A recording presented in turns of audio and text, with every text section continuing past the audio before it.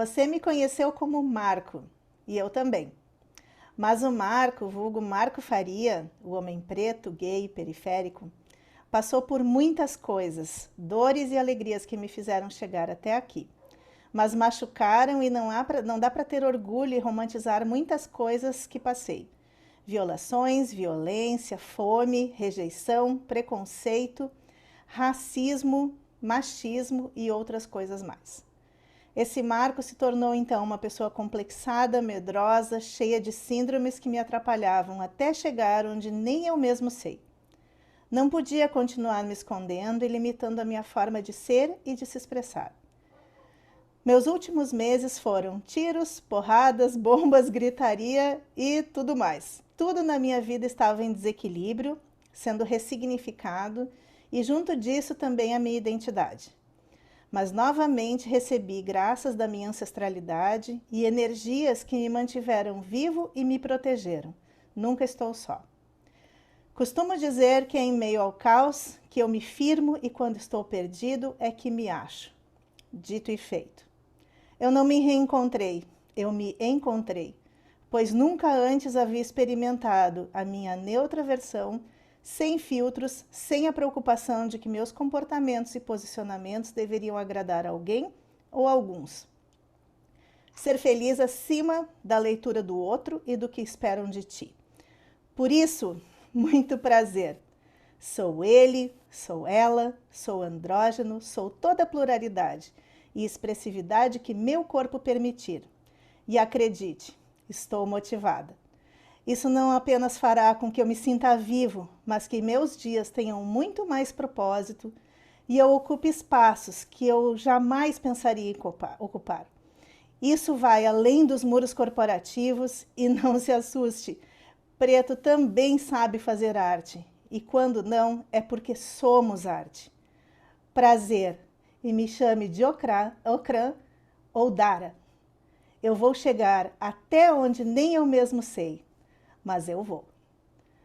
Bem-vindos a Conversas que Revolucionam muito especial, emocionante, onde eu tenho o prazer de receber a Dara. Dara, muitíssimo obrigado pelo aceite do convite. Eu fiz questão de ler o texto que ela postou no LinkedIn, que me emocionou muito, me emocionou hoje também, e eu fiz questão de me conectar com ela, porque a gente está precisando de cada vez mais gente de verdade. É um prazer, conta um pouquinho para nós quem tu é, o que tu faz, e já já nós vamos começar a conversar. Liz, obrigada. A gente fica emocionada também. É engraçado porque quando a gente faz a leitura, né, desse texto, acho que já numa outra conexão quando você vê no olhar do outro, né? Quando a pessoa lê, enfim. Obrigada demais pelo convite. Bem feliz, que bem ansiosa a semana toda para a gente ter esse papo aqui, né? Sou a Dara, o crânio Dara, mas podem super me chamar de Dara, essa pessoa preta, periférica, pobre, recentemente descoberta aí como uma pessoa trans, um processo, né, de transição, de autodescoberta, de reentendimento de identidade, entendendo até onde eu consigo, né, e como eu posso me expressar. E estou nesse processo aqui, que legal poder estar aqui hoje para a gente falar um tema tão importante, poder compartilhar um pouquinho aí. Legal. Sabe que a gente já começou a funcionar bem quando a gente estava falando do tema, né? Para os nossos ouvintes aqui, né, entenderem, eu busquei a Dara para falar sobre os desafios da diversidade e da inclusão. E ela me retornou perguntando: por que desafios? Por que a gente não pode falar dos benefícios? E com certeza é um olhar muito mais amoroso, né? E está faltando que a gente realmente olhe para isso de uma forma séria, de uma forma prática. A gente conversava sobre isso há pouco, né? Uh, Claro que é uma pergunta óbvia, né? Mas por que tu acha que a gente precisa ainda falar sobre isso? Por que será que a gente que ainda não caiu a ficha? Por que as empresas não estão ainda se apropriando como deveriam, né? De observar a inclusão e a diversidade como algo que não é uma campanha, né? É algo que faz parte do viver em sociedade, do viver em comunidade, da colaboração e tudo mais. Ah, é, eu acredito que, na verdade, né, até a provocação, né, que eu fiz, não, vamos falar ali dos benefícios, começa, na verdade, com um problema social de percepção que a gente tem, né? Eu acho que nós, seres humanos, a gente tende a sempre ver os desafios, né, do que a gente precisa fazer e não propriamente ali os benefícios, né? De olhar primeiro o que pode dar errado e não o que pode dar certo, né, de não ver as oportunidades, não ver o que sobressai, mas ver realmente ali, de repente, quais são as dificuldades ali que a gente tem. Eu acho que isso é cultural, né, a gente tem esse hábito. Até naquela brincadeira lá que a gente fala, né, do copo meio cheio, meio vazio, a Sim. gente normalmente sempre olha o que falta e não realmente ali o que sobressai para a gente começar, para a gente colocar em prática. Enfim, é muito comum que a gente faça por esse caminho. E eu acho que muito linkado, né, a organização em si, a organização também, ela tem, de repente, ali uma meta, que normalmente ela nunca vê os desafios, mas ela vê os ganhos que ela vai ter, e diversidade e inclusão é justamente sobre isso, né, Uhum. diversidade e inclusão também tem que ter esse olhar dos ganhos que pode ter. Então, eu só não acho, né, que é um tema para ser discutido aí na organização como um todo, como inclusive deveria ser uma meta social antes Uhum. mesmo da organização pensar em qualquer tipo de meta corporativa, Sim. sabe? O que a empresa enxerga hoje como meta deveria ser pós ela entender e mensurar qual tipo de impacto que ela causa, seja impacto positivo, negativo, impacto neutro, no final que vai trazer dinheiro para o caixa da organização, né? Então, na minha visão, não tem como hoje as organizações fecharem, né, os olhos para o que acontece historicamente na nossa sociedade e reflete na configuração organizacional da empresa. Eu sempre gosto, né, de pegar essa linha do porquê fazer diversidade e inclusão e linkar com isso, né, da empresa entender o contexto histórico, porque basicamente as organizações hoje elas são reflexo do que acontece na nossa sociedade. Claro. Então, se a gente fala em diversidade e inclusão e a gente tem um olhar dedicado para os grupos subrepresentados, como pessoas negras, como mulheres, né, LGBTQIA+, pessoas com deficiência, as organizações ou foram parte ou são parte desse sistema que acaba privilegiando certo tipo de identidade e acaba marginalizando outras, Claro. né? E até para dar um exemplo disso é, por exemplo, os comerciais. A gente olha os comerciais, normalmente a gente vê uma identidade que é branca, cis, normativa, né, que expressa uma cultura ocidental completamente Jovem, jovem, bonita. jovem, exatamente, jovem, bonita, né, muito bem apresentada ali, enfim, Aham. que não expressa, na verdade, a própria identidade do nosso país, Do né? E país. aí que É. Eu e, tava vendo, tu deve ter acompanhado também, teve uma marca bem famosa e moderna que fez um Dia dos Namorados com um casal de idosos, com, hum, com roupas de baixo, né? aham, E foi muito interessante ver, assim, não só a campanha é uma das mais lindas que eu já vi na vida. Eu venho da área da publicidade, trabalhei alguns anos nessa área, eu nunca vi uma campanha tão linda como essa. Mas, uhum, assim, algumas pessoas com quase nojo da campanha, sabe? Aquilo me chocou tanto, uhum, me chamou tanta atenção, do tipo assim, mas podia ter mostrado os idosos de formas muito melhores para mostrar o amor e tal. E é como se eles fossem privados de uma série de coisas. Pessoal, os jovens, brancos, bonitos e tudo mais, fazem parte do universo dos namorados, né? Então, me chamou muita atenção, assim, a forma como as pessoas nem se dão conta do quanto elas expressam o preconceito delas a partir de coisas muito simples. exato, exato. E você percebe que é uma estrutura, né? E Sim. normalmente, quando entra um tema, nós pessoas nos questionam, mas o que que a organização tem a ver com isso? Poxa, as empresas de publicidade, por exemplo, que estão por trás desses comerciais que normalizam um tipo bem específico de identidade, Uhum. ela é parte desse sistema que, de fato, cria um padrão e uma normalização de uma identidade e não cria para outra, Exato. né? Então, é papel da organização também saber que tipo de produto, serviço, solução a gente está entregando, que tipo de Uhum. identidade que a gente está normalizando, o que que a gente está incentivando, né? Ou que tipo de expressões que a gente está passando, e eu acho que é por isso, né, que eu acredito que diversidade e inclusão não deveria ser uma opção para as organizações, mas Claro que deveria ser não. premissa Claro que até, não. até para que elas consigam, de fato, reparar, né, tantos danos que a gente teve aí com certas normalizações e outras marginalizações que a gente teve, por exemplo, de de identidades, né? Sim, incontáveis, né? Se a gente for pensar. Sim, Né? super. Até a gente estava conversando sobre isso, né? E a tua história se funde um pouco com esse contexto e esse momento que a gente está vivendo dentro das empresas, né? Se quiser trazer um pouco da tua história, acho que vai ser bacana da gente ouvir. Legal, claro. A minha história, né? Eu acho que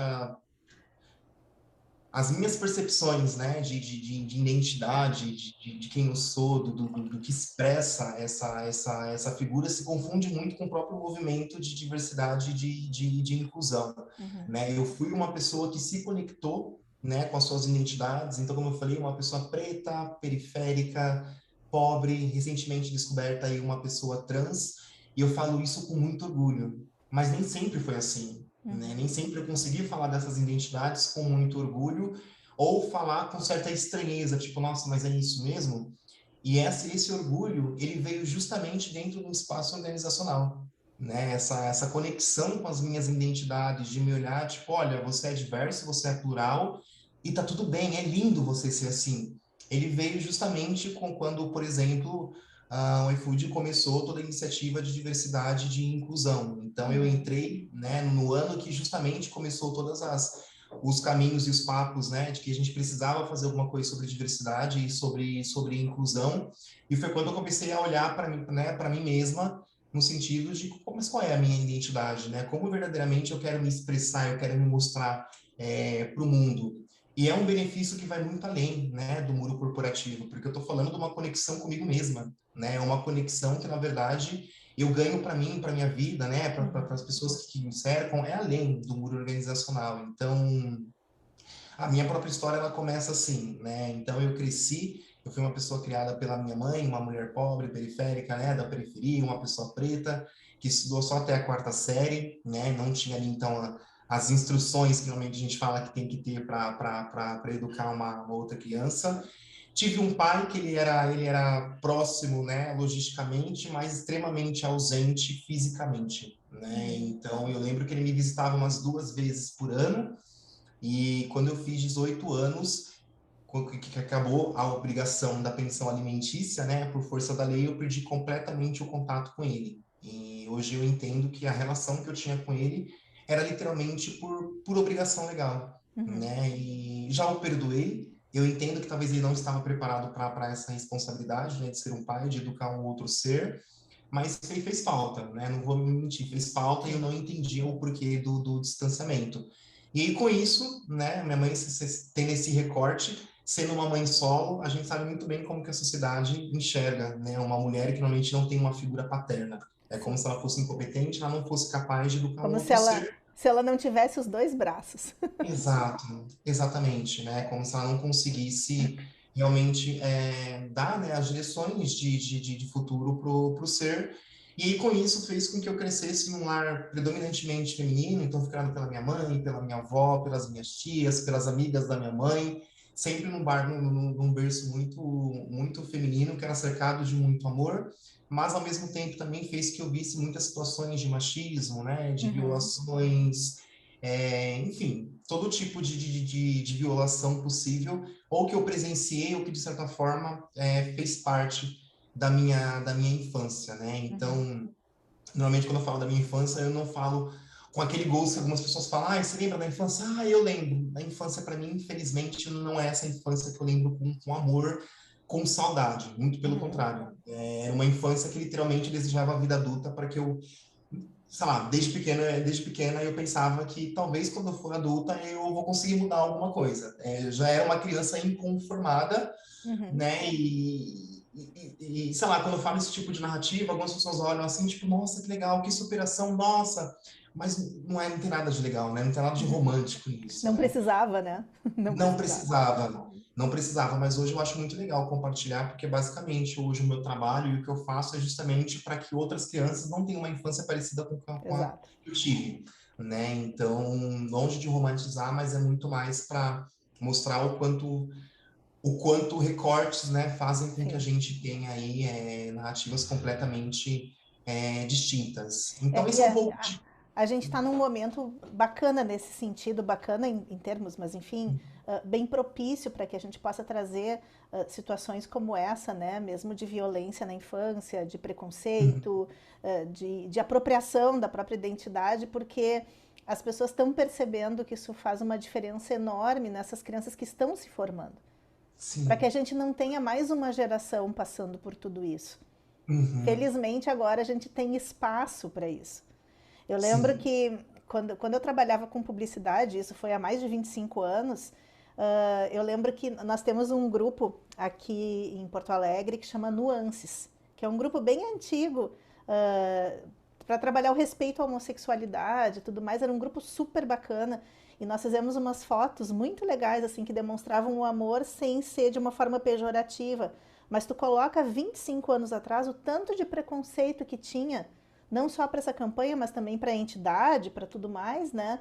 E alguns clientes não quiseram mais trabalhar com a gente por causa da Imagino. campanha que a gente fez. Eles não tem problema nenhum, pode não trabalhar com a gente tem todo o prazer Uhum. em ter uma entidade dessa representatividade aqui, né? Sim. Então, passados 25 anos, é muito legal a gente ver que dá para se falar com um pouco mais de abertura. Eu digo um pouco porque as pessoas ainda torcem o nariz mais do que a gente gostaria de ver, né? Sim. Mas pelo menos estamos caminhando para frente, né? Ah, não, sim, tem avanços, sim, tem Sim, avanços. Eu acho que talvez não a velocidade que a gente precisava. Meio que hoje eu trabalho para que no futuro não exista, não precise existir o meu trabalho, né? sim, Basicamente se resume a isso.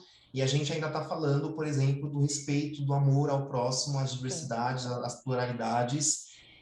E eu acho que não era para a gente estar nesse patamar, com tanto acesso à informação, com sim. tanto acesso a conhecimento, né, com todas as possibilidades de troca, com tantas ferramentas, né, de comunicação. Uhum. Mas, ok, eu acho que talvez esse seja um dos grandes desafios aí que a gente tem, mas sem dúvidas, só a possibilidade da gente ter esse espaço aqui hoje para estar falando desse tema é sem dúvida um grande avanço, né, que anos atrás a Sim. gente nem cogitaria a possibilidade de ter um momento como esse, certo?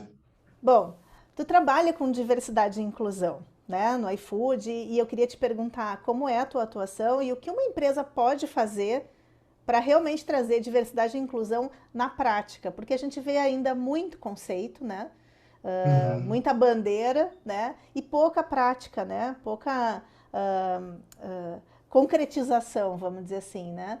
Então, assim, fala um pouquinho do teu trabalho e conta para nós assim o que que tu acha assim algum empresário que esteja nos ouvindo, enfim, como é que ele pode começar a trazer esses conceitos para sua empresa? Tá. Hoje eu estou, né? Eu gosto de falar que eu estou, não que eu sou, porque eu acho que quando a gente fala sou, parece que a gente se define, né? Eu Uhum, estou como analista de desenvolvimento humano e organizacional, atuando na área de people dentro do iFood, e basicamente eu tenho um olhar muito dedicado para cuidar de toda a estrutura de desenvolvimento de uma das unidades de negócio dentro do iFood, que é a área de Customer Experience, né? Ou uhum, experiência do cliente, enfim.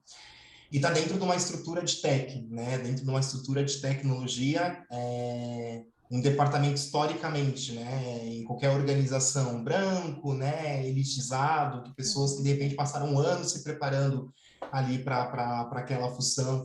Então hoje eu entendo que de fato a minha ocupação nesse espaço é literalmente uma ocupação para a gente uhum, normalizar novas identidades, né? Novas narrativas. E além disso, também eu acabo colaborando ali com alguns projetos e algumas ações cross que está dentro do campo de diversidade e de inclusão. Né? Eu já fazia isso na outra área que eu atuava dentro do iFood, indo para a área de People, eu continuei meio que com esse escopo. Então, em resumo, eu trabalho hoje desenvolvendo, ajudando a desenvolver pessoas, né? Mostrando caminhos possíveis para desenvolvimento. Para a empresa que quer começar, o que eu sempre falo é esteja verdadeiramente com o propósito de promover e de fazer diversidade e inclusão. E não apenas diversidade e inclusão, né? A gente falava muito antes de diversidade e inclusão, mas agora a gente fala muito em DEI, né? Que é diversidade, equidade e inclusão. Né? E por que isso? Né? Diversidade, porque a empresa tem que verdadeiramente estar disposta uhum, a promover diversidade dentro do seu quadro, né? De pessoas colaboradoras. Equidade, porque tem que ser premissa a organização entender que ela deve agir para que todas as pessoas tenham os insumos necessários de acordo com as suas necessidades para que elas se desenvolvam, né, para que elas ocupem novas posições dentro da organização, e a inclusão para que, de fato, não seja apenas colocar para dentro, mas que a gente coloque para dentro, olhe para essas pessoas, entenda o que elas precisam para elas mudarem as narrativas e a empresa seja verdadeiramente disposta a não apenas ajudar essa pessoa, né, a se desenvolver, mas também mudar seus processos, mudar suas estruturas, porque hoje a gente observa algumas organizações que não têm espaço, né, para as pessoas diversas, né, para pessoas plurais se sentirem verdadeiramente Sim, pertencentes, daí fica né? lá num canto, num departamento em separado, mas eu posso contar que eu tenho diversidade dentro da minha empresa. Exato. É, você contrata e coloca na base, né? Você Aham, contrata e coloca nos setores de atendimento. Você coloca sim. e se coloca nos setores realmente onde a pessoa não atua de qualquer, não trabalha com qualquer tipo de cargo estratégico, não toma Uhum, decisões dentro da companhia, não consegue fazer movimentos para que outros recortes também consigam ter ascensão. E a inclusão, ela fala sobre isso, né? Ela fala em não apenas você aumentar ali o headcount geral da organização, mas você de fato ter um olhar muito dedicado para aquele recorte e você potencializar para que mude a narrativa, né? Para que se sim. normalize em novos níveis hierárquicos dentro da organização. Então, em resumo, é que a empresa verdadeiramente esteja disposta a fazer todo o combo, não só a Uhum. diversidade, né? E Não e quem contratar. ela pode procurar? Existem, pelo que eu conheço, existem já consultorias que ajudam nesse sentido, né? Sim, Mas ela também pode estruturar um sistema próprio, né? Ela pode começar pequenininha. pode. Eu costumo falar, normalmente algumas organizações, realmente, quando me perguntam, falam, ah, mas tem que ter dinheiro, né? Tem que ter uma estrutura, tem que ter. Primeiramente, basta que verdadeiramente você queira. A Uhum, partir do momento que você quer, às vezes, dentro da própria organização, as próprias pessoas colaboradoras são as pessoas que vão ajudar a começar a construir temas, rodas de debate. uhum, Eu sempre costumo falar que é muito bacana a organização começar, por exemplo, com um senso de percepção para entender que tipo de diversidades que ela tem dentro da organização, sim. como que essas pessoas que são diversas, né, que pode ser a minoria, que é normalmente o reflexo, né, das organizações, para saber como que elas se sentem, se elas realmente se sentem pertencentes, o que são dores para essas pessoas, Sim, começa de dentro de casa, sabe? Começa sim. muito vendo o que a gente tem de oportunidade dentro de casa para a gente conseguir promover algum tipo de mudança para esses recortes. Mas tem consultorias, tem pessoas palestrantes que conseguem dar esse apoio. Eu mesmo, por exemplo, sou uma pessoa mentora, né, que normalmente dá dicas de caminhos que são possíveis e como fazer de uma forma que seja orgânica, né? Sim. Porque não dá para fazer de uma hora para outra, querer de uma hora para outra a empresa levante Não. a bandeirinha, somos uma empresa diversa, amiga da É. diversidade. Não funciona assim. É E uma até assim, construção, né? olhando um pouco mais amplo, assim, na verdade, talvez a empresa até já seja diversa, só que não tem espaço para apropriação, né? Exato, exato. Ela pode ser Uhum. diversa, mas talvez ela não seja inclusiva. É. E Uhum. um exemplo disso, por exemplo, são as empresas de call center. Se a gente for Sim. parar para pensar, hoje as empresas de call center são as empresas que mais recebem os recortes de diversidade. A grande questão é que a maioria delas não tem um olhar dedicado do quanto elas conseguem mudar a narrativa dessas pessoas, né? Então, Claro. pessoas negras, pessoas trans, normalmente só Uhum. conseguem algum tipo de oportunidade nessas empresas de call center, mas elas entram no atendimento e elas saem no atendimento, né? Elas não têm qualquer tipo de possibilidade de ascensão dentro da organização. Sim. E isso acontece em várias outras organizações também, que contrata Uhum. essas pessoas, coloca no cargo de base e acha que isso é diversidade e é inclusão, sendo que não é. Sim. É. Há muito que pensar, né? E Assim, não muito o que é. pensar, mas tendo vontade, dá super para fazer. Sim, Basta realmente que as pessoas estejam dispostas, né? Que tenham sim. pessoas apoiadoras, que as áreas também apoiem, que as lideranças apoiem esses movimentos, porque senão não É adianta. um ajuste cultural na empresa toda, né? Porque senão é um Sim, movimento que fica muito pequenininho dentro da empresa, né? exato. Uhum. E acho que até para não estender muito, é muito importante que a empresa, a organização, ela esteja de fato motivada e comprometida com a diversidade, com a inclusão e não seja um setor em específico, por exemplo, da área de pessoas. Ah, tem um Claro. departamento. Lógico, tem que ter um departamento para conseguir direcionar as estratégias, tem que ter, mas é uma responsabilidade de toda a organização, né? Se apenas Sim. um departamento tocar, né, e levantar as iniciativas, não flui, não acontece de uma forma orgânica, em algum momento pode dar errado e o que era para ser inclusão acaba se tornando exclusão e Uhum. ter um resultado completamente catastrófico. É, sabe que eu tô te ouvindo e me lembrei de uma situação que eu presenciei uma vez. Eu fui palestrar numa, numa entidade de negócios, tá? Aham. Predominantemente masculina, né? Uhum. Predominantemente branca. Fiz a minha palestra, tinham algumas mulheres, né? Tipo a esposa do presidente, mas eu, mais uma meia dúzia de mulheres. E o presidente, depois da minha palestra, subiu ao palco e disse: estamos muito felizes, porque hoje a gente vai trazer o núcleo feminino empreendedor, né? Então, tinha uma parte, então, e todas as mulheres que estavam lá comemorando e tal, e ele termina: aqui fiquem tranquilas, vocês não vão precisar pegar numa vassoura. Ai. E os 90% dos participantes riram muito. Hum. As mulheres riram muito também, e eu quase peguei minha pastinha e fui embora. E aí,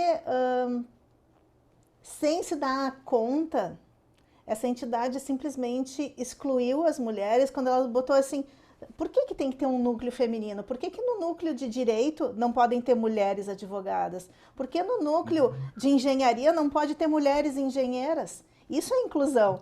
Não é tu fazer um cercadinho e dizer: agora vocês podem ficar Exato. aqui, né? E não precisa nem Exato. pegar no balde. Então, tem tantos Uhum. preconceitos nessa frase que não dá nem para contar, né? Mas Uhum. é assim, ninguém me contou, eu presenciei isso, foi uma das situações mais bizarras que eu já presenciei, né? Numa entidade de negócios, enfim. É uma pena, a gente tem muito para evoluir ainda, né? Tem. Tem muito para fazer um espaço confortável para as pessoas dentro das organizações, né? E dizendo isso, eu queria até te perguntar, assim, alguém que está te ouvindo aqui, que está em processo de transição, de conexão com a sua essência, de que não está sabendo nem por onde se apropriar, né? Porque tem o próprio preconceito consigo mesmo, né? Até que a gente também Uhum. se aproprie de quem a gente é. O preconceito da família, o preconceito da empresa, o medo de não conseguir um trabalho, o medo de ser deixado de lado em algum processo seletivo. Uhum. Tem tanta coisa que a gente sabe que acontece ainda, né? O Sim. que, que tu diria para essas pessoas? Ai, é uma dica que eu acho que eu queria ter ouvido há muito tempo atrás, logo quando eu comecei, assim, dentro do espaço organizacional, que é a importância da autoconexão, de você se entender, de você se respeitar existencialmente, de você ter muito orgulho de quem você é, e principalmente você entender que talvez não seja tão fácil. Que nem tudo vai ser flores, né? Que nem tudo vai ser a possibilidade de liberdade, mas é muito importante que você se conecte contigo mesmo, que você entenda o que é a sua identidade, que você entenda como verdadeiramente você gostaria de se expressar. Porque a partir do momento que você descobre esse espectro assim, de liberdade, existe um outro tipo de vida, um outro tipo de olhar, um outro tipo de auto-perspectiva. Eu sou um ser formado por duas fases, né? Uma fase antes, quando eu tinha um comportamento que era um comportamento para atender as expectativas do outro, e um ser que é pós autoconexão comigo mesma, que eu entendi que a única expectativa que eu tenho que atender é a minha, né? Que eu tenho que entender que a minha expressão ela não fala só sobre mim, mas fala Uhum. sobre coletividade, fala sobre união, fala sobre amor, fala sobre empatia. Então, um conselho que eu dou para você, de repente, que está nesse processo, para você que, de repente, se olha no espelho e fala, mas não sou eu, essa não é a minha expressão, essa não é verdadeiramente quem está ali dentro pulsando, sabe? É se conecte contigo mesmo antes de você tomar qualquer tipo de decisão, assim, na sua vida, porque isso te abre possibilidades, isso te potencializa, isso tira qualquer tipo de medo que você tenha, qualquer tipo de receio, é literalmente uma nova abordagem, sabe? Uma nova forma de ver a vida. Então, se conecte contigo mesmo, independente do que vão falar, independente do que pensem.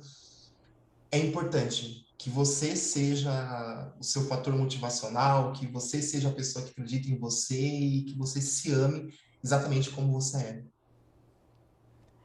Eu tô te ouvindo e tô pensando que esse conselho serve para todo mundo, né? Uhum, Eu trabalho há 25 anos com desenvolvimento e eu acho que o que mais falta para as pessoas é que elas aceitarem a própria natureza.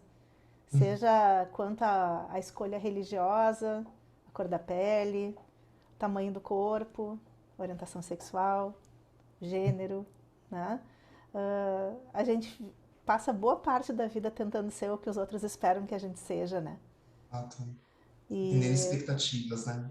eu tinha vontade de perguntar depois desse recado para quem está em transição, um recado para todo mundo, mas esse recado ele já é diverso, ele já é plural. A gente precisa mesmo conseguir expressar quem a gente é. Eu acho que o mundo só vai ser feliz mesmo quando a gente conseguir com que mais gente possa fazer isso, Uhum. né? Eu vou roubar mais uma frase tua do LinkedIn, que está lá na Tá. tua apresentação, que diz: Eu quero contribuir para gerar um impacto positivo na sociedade. Quero e vou mudar narrativas. Uhum. Isso é muito lindo, Dara. Assim, a gente está se encaminhando para o final, mas eu poderia conversar contigo muito mais. Eu fico muito honrada por ouvir a tua história, por tu permitir assim trazer um pouco do teu testemunho para poder conseguir, quem sabe, impactar. Se a gente conseguir impactar pelo menos uma pessoa que nos ouviu, a gente já está conseguindo diminuir o sofrimento de alguém, né? Sim. E então eu queria te perguntar o que que tu gostaria mais de dizer para a gente fechar e daí nós encerramos a nossa conversa. Nossa. Ah, depois dessa, né? É difícil continuar, mas acho que eu vou linkar muito essa frase que você leu agora no final, né? Eu sempre me perguntei muito qual que era o propósito da minha existência, que tipo de marca que eu ia deixar no mundo, e se um dia eu fosse um livro, que tipo de texto que eu queria ter ali, né, no comecinho, como que eu gostaria realmente de chamar a atenção das pessoas, e eu vou resumir a impacto. Então, eu acho que para finalizar, que todo mundo consiga literalmente se enxergar assim como um potencial de impacto, que a gente consiga entender que a gente tem um valor nesse mundo, né? Que a gente tem a possibilidade de trabalhar de uma forma que a gente fale muito mais sobre nós, né, do que propriamente sobre mim, né? Do que ter esse olhar individual, mas ter um olhar muito coletivo, e que nós estejamos abertos e abertas para se desconstruir a todo tempo, porque a gente tá nesse mundo, a todo momento a gente descobre novas formas de se amar, novas formas de ver o mundo. Então, acho que eu vou finalizar pedindo, né, que estejamos todos e todas abertas para tudo que está acontecendo, para o novo, para entender novas formas de ver o mundo, de se expressar, enfim, que a gente esteja literalmente aberto a conhecer novas pessoas e se desconstruindo. Eu acho que esse é o caminho que a gente está, de novos movimentos, novas formas de se ver, de enxergar o mundo, e que a gente possa ser esse ser coletivo. Ai, que lindo. Muito obrigada de novo, Dara. Obrigada, assim, por toda a tua generosidade em dividir com a gente uh, muito da tua construção, da tua felicidade, mas também da tua dor, porque ela também nos ajuda a entender um pouco do contexto e que a gente tem, assim, uh, vislumbrando lá no futuro que o Departamento Uhum. de Diversidade e Inclusão nem precisa existir. Uhum. É isso aí. Eu te agradeço muito a Obrigado. presença, agradeço a todo mundo que nos assistiu. Até mais um próximo Conversas que Revolucionam.